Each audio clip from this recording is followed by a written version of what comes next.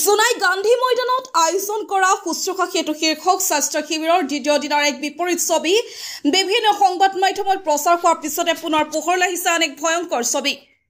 স্বাস্থ্য শিবিৰ অনুষ্ঠিত হোৱাৰ পিছতে ময়দানখনত বিভিন্ন বটল, বেছি, গ্লাছ জাতীয় সামগ্ৰীৰ বটলে বিভিন্ন প্লাষ্টিক জাতীয় সামগ্ৰী কেওপিনে য'তে ত'তে পেলাই ময়দানখনত এক কদৰ্যময় পৰিৱেশ সৃষ্টি কৰিছিল।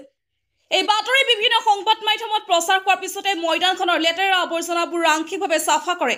যদিও ময়দানখনৰ ভিতৰ চৰাত এতিয়া উন্মুক্ত অৱস্থাত ভয়ংকৰ ৰূপত থাকি ৰৈছে যধে-মধে বহু গাঁত। অসম চৰকাৰৰ ৰাষ্ট্ৰীয় স্বাস্থ্য সেৱা মিছনৰ অধীনত লাখ লাখ টকা ব্যয় সাপেক্ষে আয়োজন কৰা শুশ্ৰূষা সেতু শীৰ্ষক বৃহৎ স্বাস্থ্য শিবিৰৰ নিবিদা লাভ কৰা একাংশ ব্যক্তিৰ চৰম হেমাহিত এতিয়া এইদৰে ময়দানখনৰ ভিতৰ চৰাত হৈ থাকিল লেতেৰা আৱৰ্জনাৰ লগতে উন্মুক্ত অৱস্থাত কেইবাটাও গাঁত। অৰ্থাৎ স্বাস্থ্য শিবিৰৰ নিবিদা লাভ কৰা একাংশ ব্যক্তিয়ে স্বাস্থ্য শিবিৰৰ বিপৰীতে সৃষ্টি কৰিছে অস্বাস্থ্যকৰ পৰিৱেশ।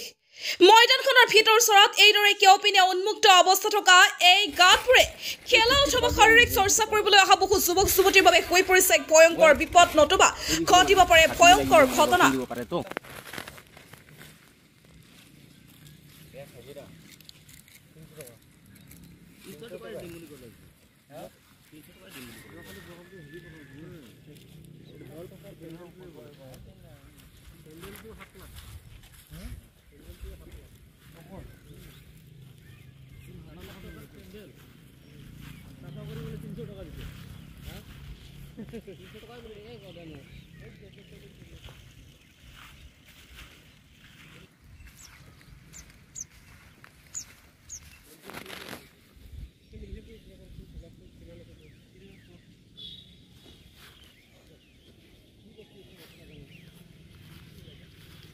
Dubai.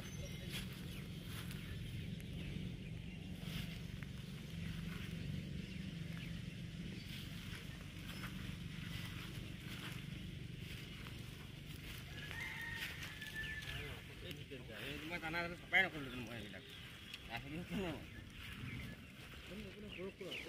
Kami boleh.